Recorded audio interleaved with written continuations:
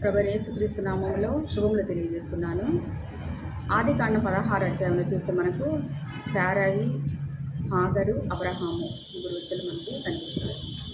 అబ్రహాము భార్యని శారాయికి బిడ్డలు లేనందువల్ల ఆమె తన దాసి అయినటువంటి హాగర్ను తన భర్తకు భార్యగా ఇచ్చినందువలన ఆమె గర్భవతి అవుతుంది. ఎప్పుడైతే తన గర్భవతి అయిందో అప్పుడు శారాయి పిల్లలు లేరు కదా, ఆమె ఇంకా సూటిపోటి మాటలతోటి ఇంకా ఆడవలసిన తెలిసిందే కదా, మరి హీనంగా చూస్తూ ఉంటుంది తనకి గర్భం వచ్చినప్పటి నుంచి. అప్పుడు మరి శారాయి చాలా బాధపడి అబ్రహాం దగ్గరికి వెళ్ళి మాట్లాడినప్పుడు ఆమెను దాసి కదమ్మా, ఆమెను ఇష్టం వచ్చినట్టు చేసుకో అని చెప్పినప్పుడు హాగర్ని శారాయి ఇంటి నుంచి పంపించేసింది. ఆమె శ్రమ పెట్టినందువల్ల ఆమె ఇంటి నుంచి పారిపోయింది అన్నమాట. శ్రమలో చూసారా, మనం ఇక్కడ శ్రమ అనే ఒక పదాన్ని గమనించినట్లయితే హాగరు తనకు శ్రమ కలిగినప్పుడు ఆ శ్రమ నుండి పారిపోతూ ఉంది. కొంతమంది మనం కూడా మనకు వచ్చినటువంటి శ్రమల్లో ఆత్మీయ జీవితంలో కానీ సామాజికంగా తండ్రి వ్యక్తిగత జీవితాల్లో మనకు వచ్చే శ్రమల్లో మనం పారిపోవాలని చూస్తూ ఉంటాం.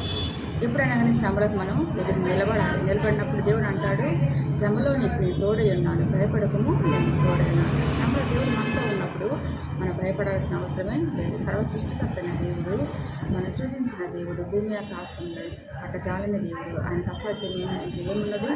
మనము శ్రమల్లో దేవుడికి సమీపంగా జీవించినప్పుడు, ఆయన కట్టలను నేర్చుకొని ఆయనకి విధేయంగా ఉన్నప్పుడు, ఆయనకు సన్నిధిలో మనం గడిపినప్పుడు మనకు దేవుడు తోడుగానే ఉంటాడు.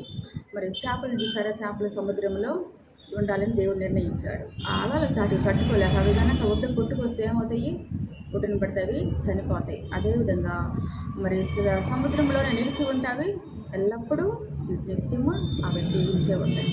మరి అదేవిధంగా మరి మానవులను కూడా దేవుడు శ్రమల్లో నిలిచి ఉండాలి. శ్రమ లేనివాడు నావాడు కాదంటాడు దేవుడు. నిత్యము క్రైస్తవులకి అనేక రకాల శ్రమలు కలుగుతూనే ఉంటాయి. శ్రమలు మనకి పరీక్షకు మరి నిదర్శనాలు, అవి మనకు పరీక్షలు పెడతా ఉంటాయి. శ్రమల ద్వారా కొన్ని దేవుని ద్వారా, కొన్ని మనుషుల ద్వారా, కొన్ని సాతాను ద్వారా మనం ఎదుర్కొంటూ ఉంటాం.